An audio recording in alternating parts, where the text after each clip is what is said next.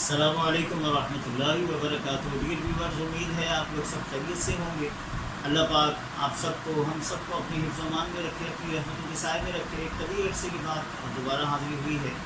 دعا کیجیے گا، کچھ معاملات تھے جس کی بنا پر ریکارڈنگ کا سلسلہ نہیں بن پا رہا تھا، لیکن انشاءاللہ ہماری نیت ہے کہ تسلسل کے ساتھ کنٹینیو انشاءاللہ ہم حدیث پاک ریکارڈ کرتے رہیں گے، اور آپ انشاءاللہ اسے دیکھنے کی، سننے کی سعادت حاصل کرتے رہیں گے۔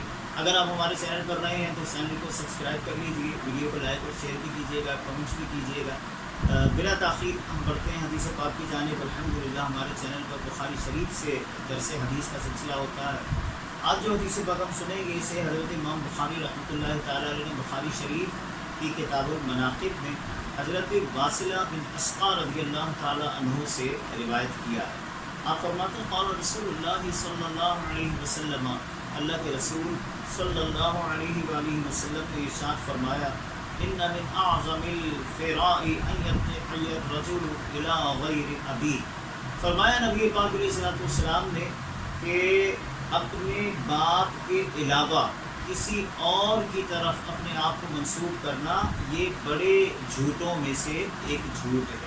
یعنی جو بڑے بڑے جھوٹ ہیں نا، ان میں سے ایک جھوٹ یہ ہے کہ آدمی اپنے باپ کے علاوہ کسی اور کی طرف اپنے آپ کو منسوب کرے کہ میں فلاں کا بیٹا ہوں، جبکہ حقیقت میں اس کا بیٹا نہیں ہے۔ اور فرمایا او یری عینہ ما لم ترى، یا اپنی آنکھ کو اس چیز کا دیکھنے والا بتائے جو اس کی آنکھ نے نہ دیکھا ہو۔ او تقول علی رسول اللہ صلی اللہ علیہ وسلم ما لم یقل، یا رسول کریم صلی اللہ علیہ وسلم کی طرف اس چیز کو منسوب کرے جو نبی پاک علیہ السلام نے ارشاد نہیں فرمائی۔ تین باتیں اس حدیث پاک کے اندر بیان کی گئی ہیں۔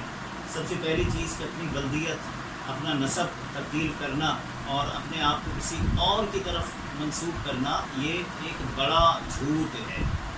دوسری بات کہ آدمی اپنی آنکھ کے لیے وہ چیز بیان کرے جو اس کی آنکھ نے نہیں دیکھی کہ میری آنکھ نے دیکھا۔ یہاں علماء نے بیان فرمایا کہ اس سے مراد جھوٹا خواب ہے، اس لیے اسے بڑا جھوٹ کہا گیا کہ خواب جو ہے یہ اجزائے نبوت میں سے ایک جزء ہے، اور یہ من جانب اللہ ہوتا ہے، اللہ کی طرف سے ہوتا ہے۔ لہذا جھوٹا خواب بیان کرنا یہ ایسا ہے کہ گویا آدمی اللہ پر بہتان باندھے، یعنی اللہ پر جھوٹ باندھے۔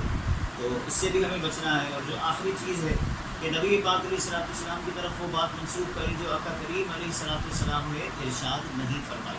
ہمارے یہاں عموماً یہ ہوتا ہے کہ آپ نے اسے دیکھا ہوگا، جیسے ماہ ذی الحج کا آغاز ہوا ہے، اب محرم شریف کی بھی آمد ہوگی، آگے ربیع الاول کا مہینہ بھی آئے گا، پھر اللہ خیر کا وقت ہے، رمضان کا مہینہ بھی آئے گا۔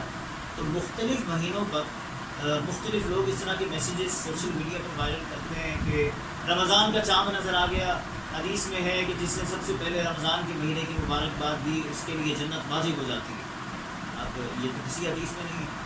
تو اس طرح کی بہت ساری چیزیں ہیں جو سوشل میڈیا پر وائرل ہو رہی ہوتی ہیں، لیکن حقیقت سے، اسلام سے ان کا کوئی تعلق نہیں ہوتا۔ تو یہاں ہمارے لیے یہ بھی سبق ہے کہ اگر کوئی اس طرح کی چیز ہمارے پاس آئے تو ہمیں پہلے علماء کرام سے اس کی تصدیق کرنی چاہیے، اور اگر تصدیق ہو جائے تو بے شک اس کو آگے فارورڈ کیجیے، وائرل کیجیے، اور اگر پتہ چل جائے کہ یہ چیز درست نہیں ہے تو اس کو اپنے پاس سے بھی ڈیلیٹ کر دیجیے، اور جس نے آپ کو بھیجا ہے اس کی بھی اصلاح کرنے کی کوشش کیجیے۔ اللہ کریم جل شانہ ہم سب کو حدیث پاک کو بیان کردہ احکام پر عمل کرنے کی توفیق عطا فرمائے۔ دوبارہ حاضر ہوں گے انشاءاللہ ایک اور حدیث پاک کے ساتھ، تب تک کے لیے اپنا بہت خیال رکھیے گا۔ فی امان اللہ۔